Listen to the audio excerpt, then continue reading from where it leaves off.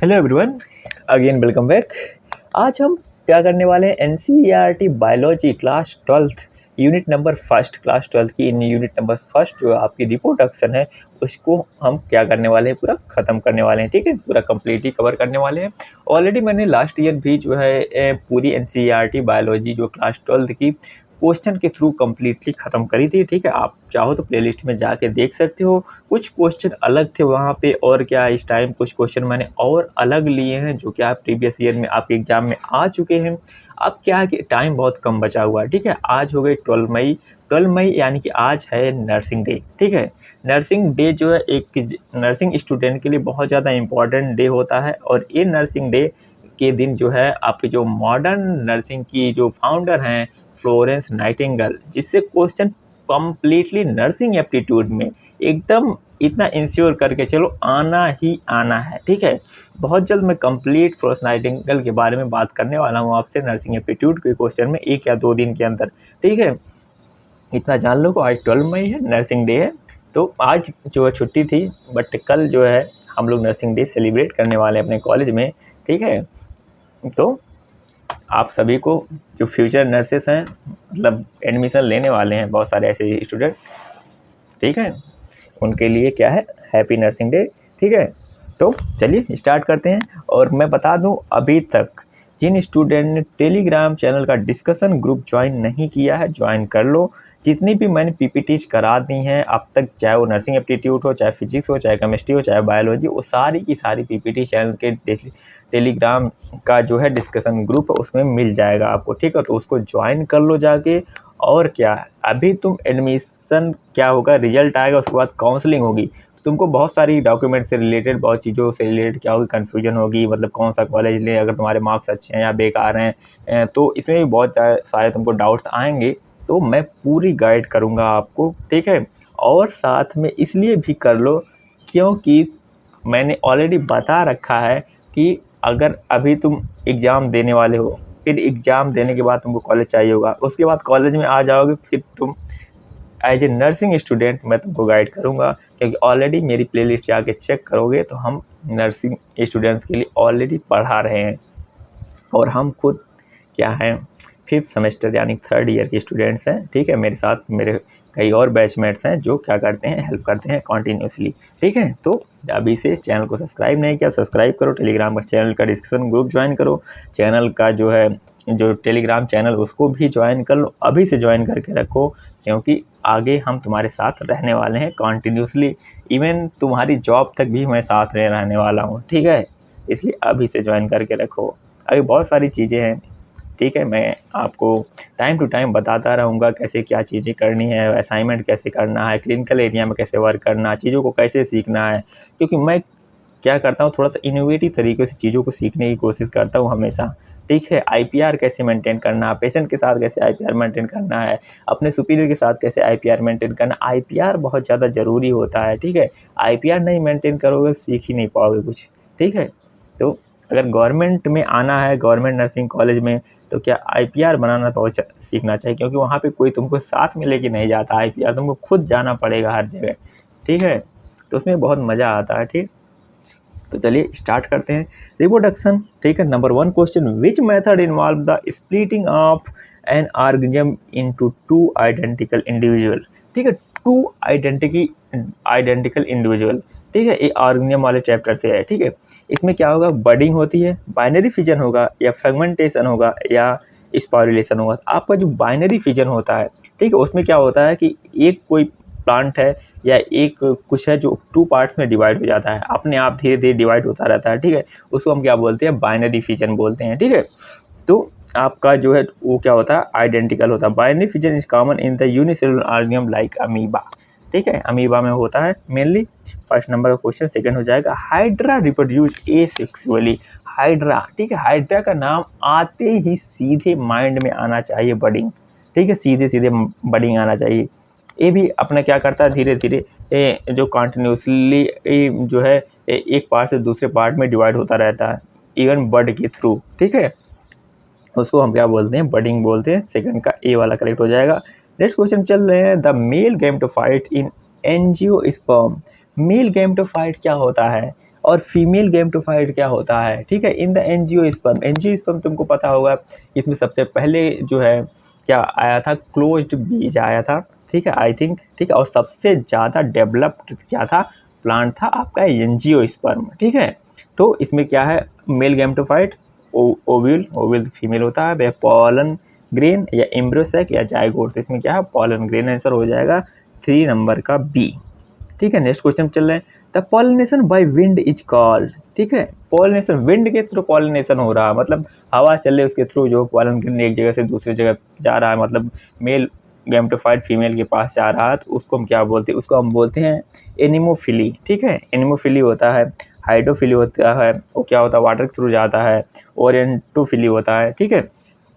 4 number का B याद रखो, तुमको जब भी पूछा जाएगा 2 चीज़ें पूछी जाती है, विंड पॉलिनेशन पूछा जाता है और वाटर पॉलिनेशन पूछा जाता है, ठीक है। नेक्स्ट क्वेश्चन पे चल रहे हैं, the fusion of male and female gamete in plant is term, क्या है तुम्हारा मेल एंड फीमेल गैमेट का जो फ्यूजन होता है इन प्लांट में, उसको क्या बोलते हैं, उसको हम क्या बोलते हैं, फर्टिलाइजेशन।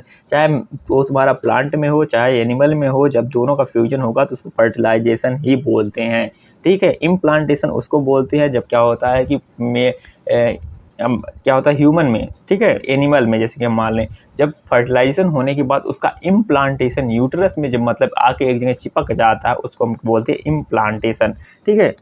नेक्स्ट क्वेश्चन पे चल रहे हैं, the site of sperm production in males each, site of in क्या है, स्पर्म प्रोडक्शन, ठीक है, बहुत इंपॉर्टेंट क्वेश्चन, कई बार पूछा गया है, ठीक है। वास्ट डिफरेंस, सेमनीफेरस ट्यूब्यूल्स, ये सबको पता है, सेमनीफेरस ट्यूब्यूल होती है 250 होती है, ठीक है, एक टेस्टिस में सेमनीफेरस ट्यूब्यूल्स, तो यहीं पे होता है आपका स्पर्म का प्रोडक्शन। 6 नंबर का बी वाला आंसर करेक्ट हो जाएगा। नेक्स्ट क्वेश्चन चले, the hormone responsible for the ovulation, ovulation के लिए कौन सा हार्मोन रिस्पॉन्सिबल होता है, आपका ल्यूटिनाइजिंग हार्मोन यानी कि LH होता है। जितने भी नीट के स्टूडेंट हैं उन्होंने काफ़ी अच्छे से NCERT बायोलॉजी पढ़ रखा होगा। अब की बार क्या हुआ कि क्वेश्चन पेपर जो है काफ़ी ज़्यादा टफ आया, तो इसलिए उनको ज़्यादा प्रॉब्लम हुई होगी, ठीक है। बहुत सारे स्टूडेंट ऐसे हैं जो फिजिक्स का पेपर ही अटेम्प्ट नहीं कर पाए ठीक से, बहुत कुछ कम क्वेश्चन कर पाए हैं, बट वो इतना ध्यान रखें कि वहाँ का बेनिफिट उनको यहाँ पे मिलने वाला, ठीक है, अगर वो एडमिशन लेना चाहते हैं नर्सिंग में तो, ठीक है, क्योंकि उन्होंने बायोलॉजी केमिस्ट्री और क्या किया, फिजिक्स तो अच्छे से पढ़ रखी होगी, वो लेवल नहीं आता है यहाँ पे। क्या होगा, लेवल जो बहुत रिड्यूस आता है यहाँ पे और ईजी आता है, वो क्या करेंगे, अच्छे से कर लेंगे, ठीक है। और उनको क्या करना पड़ेगा, आपका नर्सिंग एप्टीट्यूड पढ़ना पड़ेगा और इंग्लिश पढ़ना पड़ेगा, नर्सिंग एप्टीट्यूड और इंग्लिश, ठीक है, 2 चीज़ें उनको एक्स्ट्रा है। तो ऑलरेडी मैंने नर्सिंग एप्टीट्यूड के बहुत सारे क्वेश्चन करवा रखे हैं, बहुत सारे वीडियोज भी है, प्लेलिस्ट में जाना, वहाँ पे पूरे नर्सिंग एप्टीट्यूड के 1 बार 2 बार देख लेना, तुम्हारा काम हो जाएगा। बाकी इंग्लिश भी करवा रहा हूँ मैं, ठीक है, तो बहुत जल्दी भी इंग्लिश में जैसे क्वेश्चन आते हैं तुमको समझ में आ जाएगा, एक आइडिया लग जाएगा, ठीक है, तुम अच्छा स्कोर करोगे और अच्छा गवर्नमेंट कॉलेज पा सकते हो। और जो क्या है अपीयरिंग्स में स्टूडेंट्स हैं उनके लिए थोड़ी सी डिफ़िकल्टी रहने वाली है, ठीक है, बट वो भी अगर कोशिश करते हैं, अभी जितना भी टाइम बचा है, हम बहुत जल्द एक स्ट्रेटजी वीडियो पे बात करेंगे और कुछ और चीज़ों में बहुत जल्द बात करने वाला हूँ, ठीक है। तभी इसको क्या करते हैं, कंप्लीट कर लेते हैं यार, ठीक है। इसके बाद द फर्टिलाइज एक इम्प्लांटेड कहाँ, यूट्रस में होता है इम्प्लांटेशन और इंडोमेट्रियम में होता है। आपको पता है यूट्रस में 3 लेयर होती है, तुम कमेंट करके बताओगे, एक तो यहीं पे पता चल गया, ठीक है, पेरीमेट्रियम, बायोमेट्रियम, इंडोमेट्रियम, ठीक है। और ऐसे ही हार्ट में होती है पेरिकार्डियम, मायोकार्डियम और एंडोकार्डियम, ठीक है। और अब की बार नेट में क्या होता है, डिजीज कंडीशन से रिलेटेड क्वेश्चन पूछते हैं, बट डिजीज कंडीशन तो हम पढ़ते नहीं उसमें, ठीक है। बहुत जो हाई लेवल के स्टूडेंट्स को क्या होते हैं एलन में और कुछ ऐसी कोचिंग वाले हैं जो क्या करते हैं, पढ़ाते हैं ऐसा, बहुत जो काफ़ी टाइम पहले से पढ़ रहे होते हैं, फाउंडेशन वालों को बच्चों को पता होता। बट मैंने वो क्वेश्चन पेपर देखा था, हम तो आके यहाँ पे मेडिकल सर्जिकल में ये चीज़ें पढ़ रहे हैं, अभी ये डिजीज कंडीशन कहाँ से पूछते हैं, तो वो डिफ़िकल्टी लेवल बहुत ज़्यादा थी आपकी बार क्वेश्चन पेपर में नीट के, ठीक है। चलो नेक्स्ट क्वेश्चन पे चल रहे हैं हम, the menstrual cycle is regulated by, menstrual cycle को कौन कौन से हार्मोन जो है रेगुलेट करते हैं, रिस्पॉन्सिबल होते हैं, ऐसा ध्यान रखो। तुम्हारा FSH होता है, LH होता है, फॉलिकल स्टिमुलेटिंग हार्मोन हो, ल्यूटिनाइजिंग हार्मोन होगा, एस्ट्रोजन होता है, प्रोजेस्टेरॉन होता है, ये तुम्हारे कितने 4 हार्मोन होते हैं, हमेशा याद रखना। और मेंस्ट्रुअल साइकिल एक बार देख लेना कहाँ पे कौन सा हार्मोन कैसे वर्क करता है, बट तुम्हारे में इतना डीप में जाएगा नहीं, ठीक है। 9 का 1 नंबर ऑप्शन करेक्ट है। नेक्स्ट क्वेश्चन है, the proliferative phase of the menstrual cycle is mark bye proliferative phase, ठीक है, rebuilding of the endometrium, rebuilding of the rebuilding मतलब क्या हुआ, मेंस्ट्रुअल साइकिल, जब क्या ब्लीडिंग फेज के बाद फिर से क्या होता है कि यूट्रस यानी एंडोमेट्रियम में प्रिपरेशन स्टार्ट होती है। ठीक है, प्रिपरेशन स्टार्ट होती है, क्या होता है कि फिर से इम्प्लांटेशन के लिए। अगर फर्टिलाइजेशन हुआ तब तो इम्प्लांटेशन हो जाएगा, इन्वायरमेंट प्रोवाइड करा देगा यूट्रस। अगर इम्प्लांटेशन नहीं हुआ तब क्या होगा, ब्लीडिंग हो जाएगी और क्या होगा, उसमें जो एंडोमेट्रियम है उसकी लेयरिंग जो है बाहर आ जाती है। ठीक है, उसको हम रीबिल्डिंग ऑफ एंडोमेट्रियम बोलते हैं। 10 नंबर का ए वाला आंसर करेक्ट हो जाएगा। The process of the fusion of sperm हम एग न्यूक्लिया इज कॉल्ड, उसको क्या बोलते हैं, process of fusion sperm on egg nuclei is called syngamy बोलते हैं हम उसको। ठीक है, नेक्स्ट क्वेश्चन पे चल रहे हैं।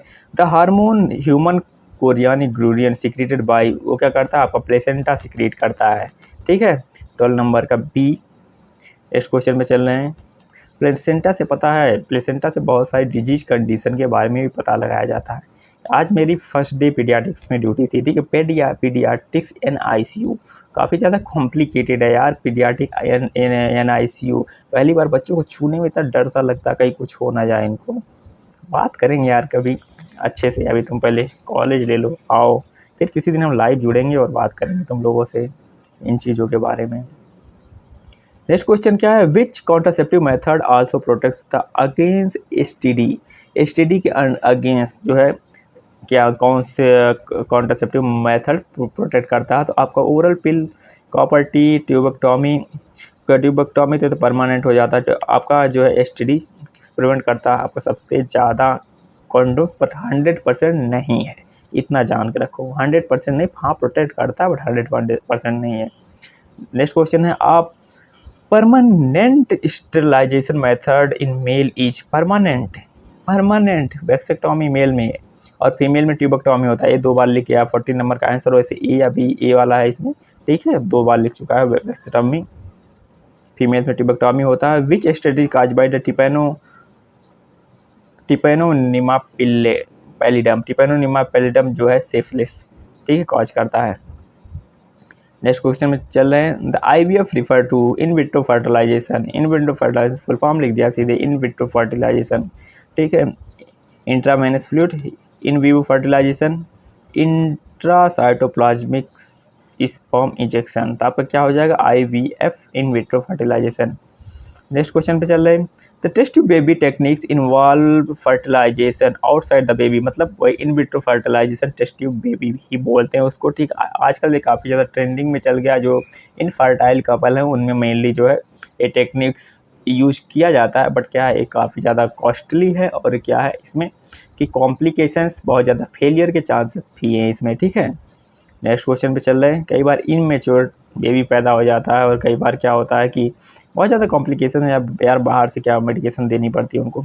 द सहेली कंट्रासेप्टिव पिल्स कंटेन, ये तो NCERT सीधे लाइन है, CDRI लखनऊ ने मतलब बनाया था इसको। एस्ट्रोजन नॉन स्टेरॉइडल कंपाउंड से ये 1 वीक में एक बार ली जाती है। ठीक है, नेक्स्ट क्वेश्चन चल रहे हैं। The diploid structure form after fertilisation is diploid structure, ठीक, फॉर्म आफ्टर फर्टिलाइजेशन इस चीज़ को क्या बोलते हैं, हम जाइगोट बोलते हैं। ठीक है, नेक्स्ट क्वेश्चन चले। The outermost layer of the embryo sac is the outermost layer of the embryo sac इस चीज़ को क्या बोलते हैं, हम सिनर्जिड बोलते हैं। ठीक है, 20 नंबर का ये वाला 20 नंबर, रुक जा पीछे चल, पीछे उसको देखना यार, पीछे नहीं जा रहा है। ठीक है, the parthenogenesis is type of parthenogenesis, यानी कि विदाउट सीट फर्टिलाइजेशन। ठीक है, उसको हम क्या बोलते हैं, एसेक्सुअल रिप्रोडक्शन बोलते हैं, पार्थेनोजेनेसिस। अब पार्थेनोजेनेसिस का तुम मुझे कमेंट करके एग्जांपल बताओगे। ठीक है, पार्थेनोजेनेसिस का एग्जांपल क्या है, 20 नंबर का बी। ठीक है, नेक्स्ट क्वेश्चन पे चल रहे। The function of the corpus luteum is to secreted, corpus luteum is to secreted the function of the corpus luteum, ये क्या, इसके लिए प्रोजेस्टेरॉन रिस्पॉन्सिबल होता है। ठीक है, नेक्स्ट क्वेश्चन चले। Which is not a part of the female reproductive system, कौन सा पार्ट वासा डिफरेंस है फीमेल रिप्रोडक्टिव मेल का है, इसमें ओवरी, फैलोपियन ट्यूब, यूट्रस जो फीमेल का सीधे पता चल रहा है। ठीक है, नेक्स्ट क्वेश्चन चले। The acrosome of the sperm contain, एक क्या सिर पे रखता है, इसमें क्या होता है, एंजाइम होता है जो क्या करता है, एक की जो आउटर लाइन होती है उसको पेनिट्रेट करके अंदर जाता है और स्पर्म को क्या फर्टिलाइजेशन में हेल्प करता है। ठीक है, 24 नंबर का ए वाला आंसर करेक्ट होगा। नेक्स्ट क्वेश्चन चल रहा है। The menstrual cycle last approximately, ये अप्रॉक्सीमेटली मतलब ऐसा कॉमन मान के चलो 28 डेज की होती है, बट कई बार ज़्यादा भी हो सकती है, कम भी हो सकती है, ठीक है। जब वो इनरेगुलर होती है तब 25 नंबर का बी वाला आंसर करेक्ट हो जाएगा। नेक्स्ट क्वेश्चन चल रहे हैं, the gonorrhoea is caused by, gonorrhoea क्या, नाइजीरिया गोनोरी क्या करता है, काज करता है। नेक्स्ट क्वेश्चन पे चल रहे हैं, which contraceptive method release copper ion, तो तुम्हारा सीधे सीधे पता है तुमको, कॉपर डी का क्या करता है, रिलीज करता है तुम्हारा कॉपर आयन, जो क्या होता है, स्पर्मिसाइडल होता है, नहीं स्पर्मिसाइडल नहीं होता है, उसको हम क्या बोलते हैं, वो टर्म मुझे याद नहीं आ रहा है अभी, ठीक है। अगर तुमको पता हो तुम कमेंट करके बताओगे मुझे। वो रिपेल करने का काम करता है, स्पर्मिसाइडल मतलब मार देगा, स्पर्म को मारता नहीं, उसको रिपेल करता है, ठीक है। The hormone responsible for milk ejection oxytocin होता है, ठीक है। मिल्क इजेक्शन और क्या कहते हैं, बेबी को मतलब रिफ्लेक्स आउट करने के लिए, बाहर निकालने के लिए भी क्या करता है, उसको हम बोलते हैं, उसके लिए भी रिस्पॉन्सिबल होता है ऑक्सीटोसिन, ठीक है। नेक्स्ट क्वेश्चन में चल रहे, the primary sex organ in male is, the primary sex organ जो मेल में होता है वो क्या होता है, टेस्टिस होता है, ठीक है। नेक्स्ट क्वेश्चन चले, the embryo develop into foetus after, embryo develop होता है कितने दिन बाद, फीटस वो होता है 12 वीक बाद डेवलप होता है, ठीक है। नेक्स्ट क्वेश्चन पे चल रहे हैं, विच स्टडी इज वायरल, कौन सा जो है सेक्सुअल ट्रांसमिटेड डिजीज है जो क्या है, वायरल है, तो हम इसमें क्या है, HIV और एड्स है, ठीक है।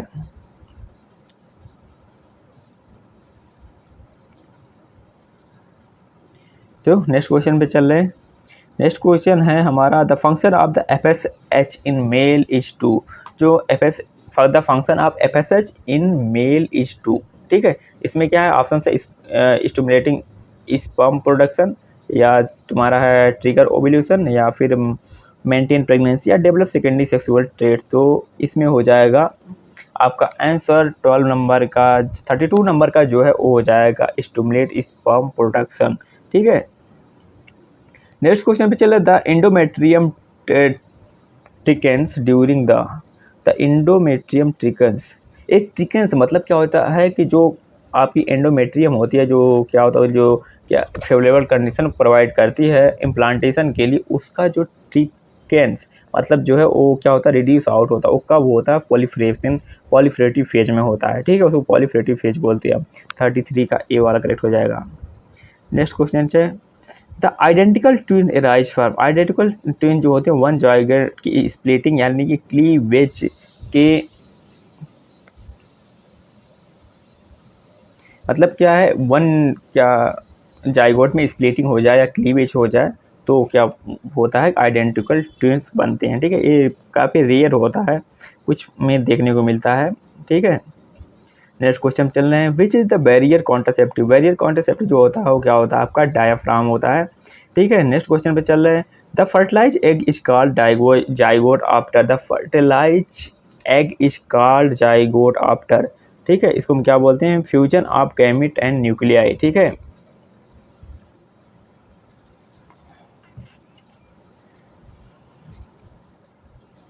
नेक्स्ट क्वेश्चन पे हम चल रहे हैं, अगर हम नेक्स्ट क्वेश्चन की बात करें तो hormone human chorionic gonadotropin is detected in, तो ये क्या है, प्रेगनेंसी टेस्ट को क्या करता है, डिटेक्ट करता है। इसमें क्या करते हैं कि एक्सचेंज के थ्रू जो फीटस फ्लूइड होता है उसको हम बाहर निकालते हैं, इसको क्या बोलते हैं, हम अम्नियोटिक फ्लूइड बोलते हैं, ठीक है। तो 37 नंबर का ए वाला है।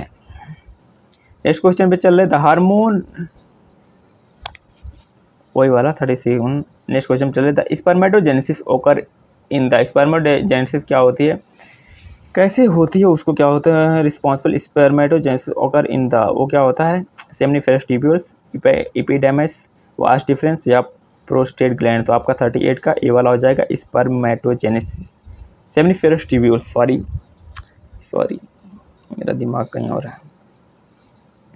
नेक्स्ट क्वेश्चन पे चल रहे हैं, the menstrual phase involve seeding of, the menstrual phase की अगर बात करें हम, the menstrual phase involve seeding of the endometrium, myometrium, perimetrium या सर्विक्स, 39 का आंसर हो जाएगा ए वाला endometrium.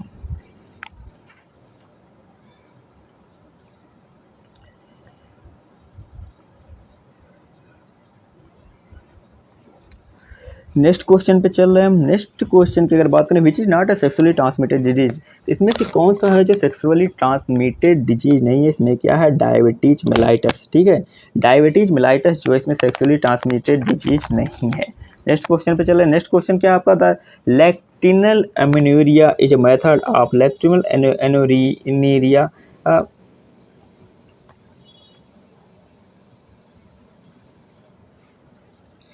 लैक्टिनल amenorrhoea is method of, ये क्या है आपका? कॉन्ट्रासेप्शन है। ठीक है, लैक्टिन एमिनोरिया जो है मतलब कई बार ऐसा करते हैं कि उसके लाइक लैक्टिन एमिनोरिया, इसमें क्या होता है कि लगभग 6 मंथ तक क्या होता है कि जो जब तक मदर क्या करती है अपने बेबी को फीडिंग करवाती है, ठीक है, तब तक क्या होता है कि ऐसा होता है कि ओव्यूलेशन नहीं होता, उसको हम क्या बोलते हैं? लैक्टिकल एमिनोरिया।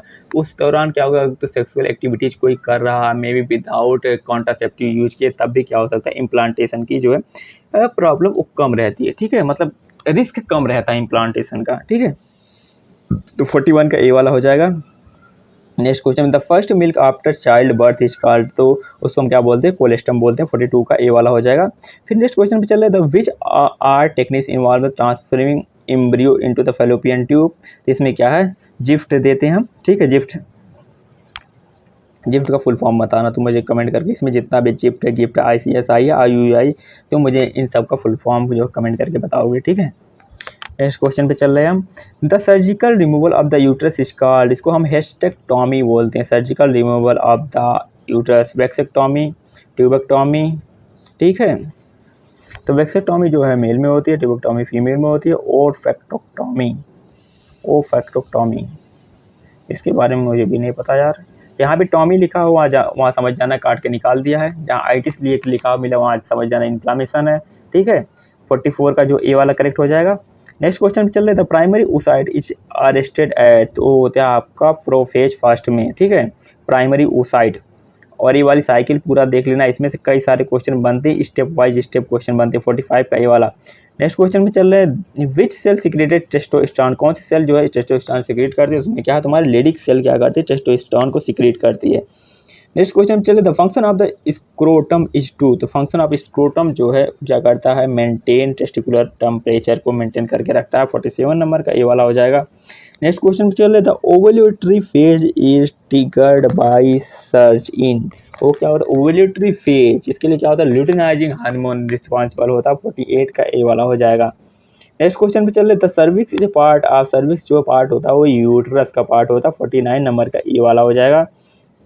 नेक्स्ट क्वेश्चन, विच कॉन्ट्रासेप्टिव मेथड प्रिवेंट्स इम्प्लांटेशन, कौन सा कॉन्ट्रासेप्टिव प्रिवेंट करता है? इसमें सारे प्रिवेंट करते हैं। ठीक है, इम्प्लीमेंटेशन से, इसमें तुम्हारा कंडोम है, फिर ओरल पिल है, डायफ्राम है, कॉपर टी है, तो सारे प्रिवेंट करते हैं इम्प्लांटेशन से। ठीक है, सारे करेक्ट होने चाहिए। कंडोम का कभी कभी फेलियर जो है हो सकता है। ओरल पिल्स जो है कई बार ऐसा होता है कि जो माला डी है तुम्हारी सहेली, तो 1 वीक में एक बार लेते हैं उसको, माला डी है, और एक और नाम से आती है शायद कोई, 28 डेज के लिए ली जाती है, ये भी प्रिवेंट करती है। डायफ्राम जो है वो फीमेल जो है तुमको पता है कैंडोम है, तो वो भी बैरियर मेथड का क्या करता है? काम करता है, तो ये तो प्रिवेंट करता है। ऑल ऑफ अबव होना चाहिए इसमें। ठीक है, बस हमारे पास 50 क्वेश्चन थे। ठीक है, तो अगर कोई चीज़ ना समझ में आ रही है तो कमेंट करके पूछ सकते हो। ठीक है, और मैंने ट्राई करा, अगर जिन क्वेश्चन का आंसर पूछा कमेंट करके बताने के लिए बोला है, अगर तुम बता सकते हो तो प्लीज़ बताना। और 8 PPT तुमको टेलीग्राम चैनल के डिस्क्रिप्शन ग्रुप में मिल जाएगी, वहाँ से जाके ज्वाइन कर मतलब डाउनलोड कर सकते हो। ऑलरेडी कई सारे मतलब PPTs पड़े हुए हैं। ठीक है, मेरा दिमाग आज आई थिंक कहीं और है। ठीक है, तो कोई चीज़ ना समझ में आ रही ये तो पूछ लेना यार, और अभी तक चैनल को सब्सक्राइब नहीं है सब्सक्राइब कर लेना। ठीक है, बहुत जल्द मिलता हूँ नेक्स्ट वीडियो में। Thank you.